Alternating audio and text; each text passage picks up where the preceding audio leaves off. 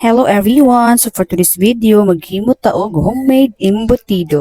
Para sa atong mga ingredients na atay ground pork, sibuyas, atsal, carrots, ham, kanang atong cheese is ako mas siyang gibutan sa freezer so medyo pag slice na ko cubes is medyo bongkag gid siya pero okay ra na siya. Ug para sa uban pang mga ingredients, raisin, breadcrumbs, relish pickles, and 2 medium eggs. Ug atong i-mix tanan ang technique ani para mas mukuan gid ang iyang lasa is dapat tarungon gid siya pag mix as in mix gid kay siya para mas nuot ang iyang lasa sa atong embutido. And of course nag-add pud ta og pepper powder, asin, ug magic syrup. Kaya naka-prepare naman ang atong gi-mix nga embutido. Mag-prepare na ta para sa atong pag-assemble.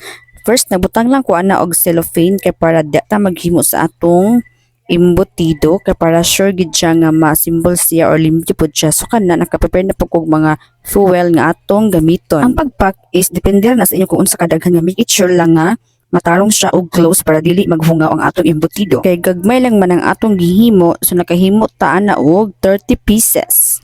Mas okay kung gamitin lang siya pag-pack kay para pag steam dali ra siya maluto. So while ga-prepare ko og pack sa embutido, nagpabukal na ko og tubig para pagbukal diretso na din siya ibutang. And then wait for 25 to 30 minutes. After 30 minutes, so nagkuha na ta og isa kay para ato siyang i-try kung sakto ba gid siya pagkalutog, sakto pod ang timplada sa embutido. In fairness, lami siya as in wow! Kaya naluto naman ang atong embutido. Ang pinaka the best ani is magprito. Ang nakatsada kung maghimo kag homemade embutido is pwede din mo siya i-stock o i-consume for pila ka days, di ba?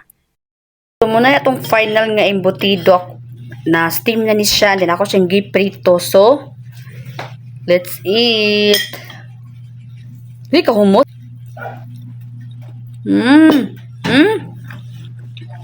Kalami. Ay, matangya.